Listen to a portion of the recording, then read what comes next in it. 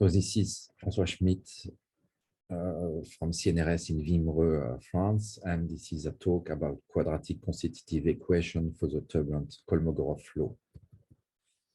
And more precisely, it's the second part of this presentation, which is about direct test of Boussinesq approximation. And this work is, in fact, simply a quick recall of something which was published by myself in 2007.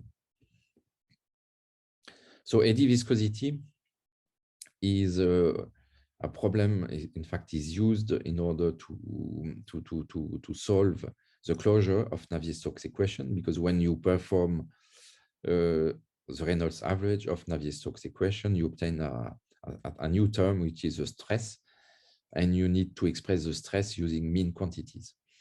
And the proposal of Boussinesq is simply to assume that the traceless stress is proportional to the mean strain.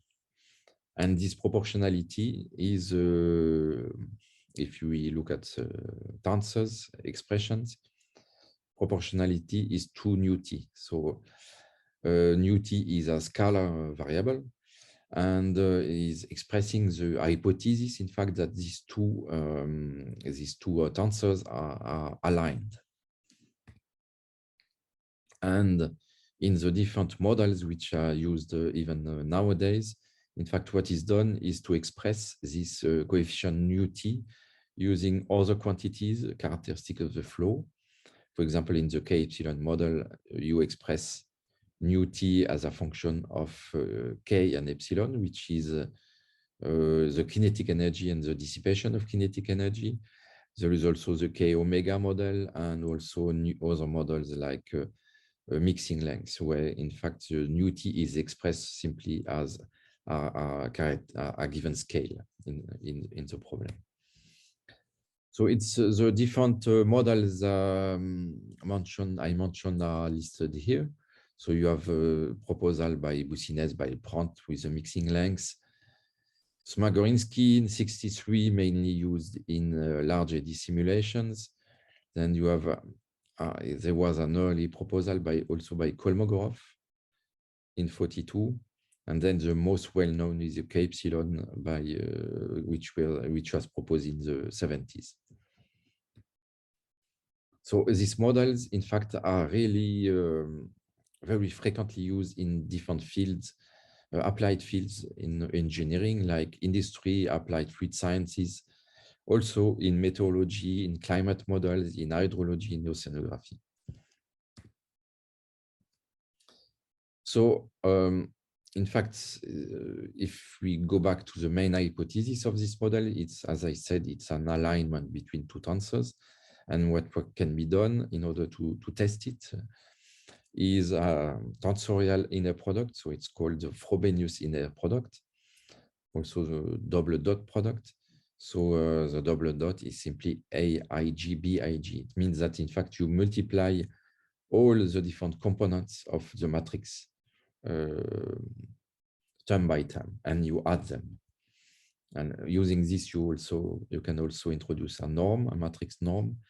And then the indicator of the matrix alignment is simply the cosine of the angle. So it's a double dot product divided by the product of the norms of the two tensors.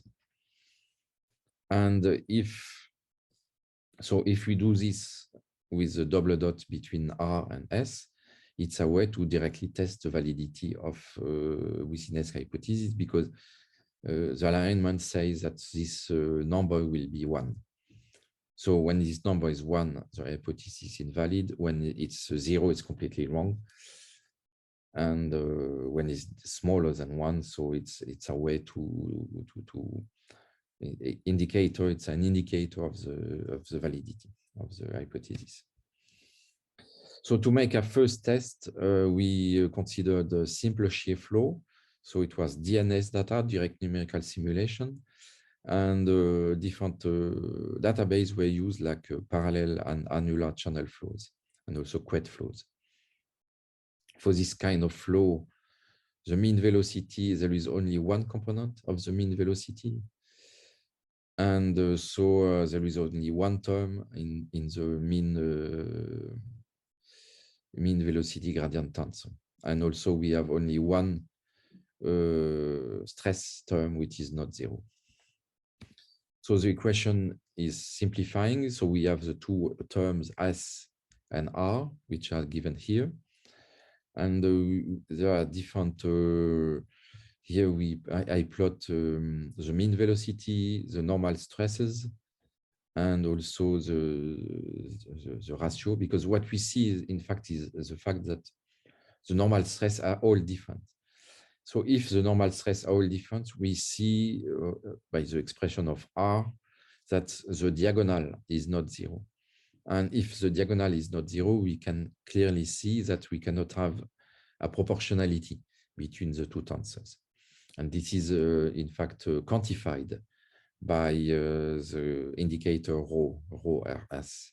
And we can see that it's one only very close to the wall. The wall is on the left when y is very small. And otherwise, when you are very far away from the wall, it's more or less a limit around 0.6 or 0.8. And then you have also a minimum when y plus is close to 10. This was done also for annular channel flow, and what was found, I don't go into all the details, but only in the result, which is on the right. And we see the indicator rho RS, which is never close to 1, except very close to the two walls.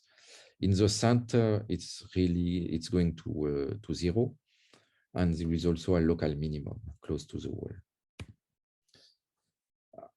This was done also using experimental data with a grid which was very refined, and this was with this very fine grid, it was possible to extract locally the gradients, the local gradients. And by doing this, we can see that Boussinesq, so you have the color scale of rho RS. So rho RS is, the Boussinesq is valid for the red region. And we see that the red region is quite localized in the main part of the flow. You have different other colors showing that, in fact, it's not verified. So all this shows that the Boussinesq hypothesis is quite rarely valid, even when we have weak gradients. And so what I wanted to do is to look at other constitutive relations. For this, what is classically done in models which are called nonlinear constitutive relation and nonlinear eddy-viscosity models, you express R not as a linear term, but as a function of S and W, where W is the mean rotation or vorticity tensor. You see that the structure is almost the same as the mean strain, but you have a minus instead of the plus. So using invariant theory of matrices, coming back to Rivlin and also Spencer, and this was adapted to the field of turbulence by Pope in 1975, you can express the traceless stress as a nonlinear development, where the different tensors T1, T2, and until T10 are tensors of increasing orders.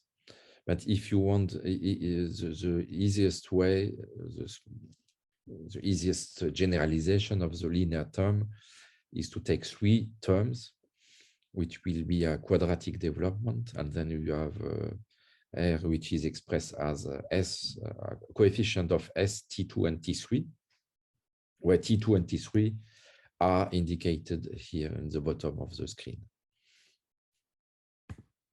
By doing this, we can check, in fact, the coefficients in this development. So if I go back, you see that the two coefficients, the first coefficient is still nu t, the eddy viscosity for the linear term. And then you have beta, which is a coefficient in front of T2, and gamma in front of T3. So by doing some projection, we can express these coefficients, and it's what is shown here. So this shows first that we can express these coefficients. So it's a good news. Second, that is the problem is that these coefficients are diverging for in the different fields. For example, in annular flow, we see that in the center of the flow, the values of the coefficient are really diverging. So it means, in fact, that in some places, this approach is not working at all. So the preliminary conclusion was that polynomial constitutive equation, of course, they are purely mathematical construction. They are based on their local model still. So it's a way to express the stress using gradients, and gradients is a local, in fact, property. And this is not compatible with the memory effect of turbulence. And that's why in some places this approach is not working.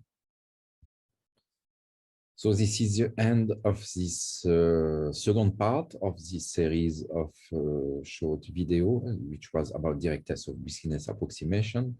And if you want to watch the third part about application of the approach to the turbulent Kolmogorov flow, please go to the third video of this series of videos. Thank you.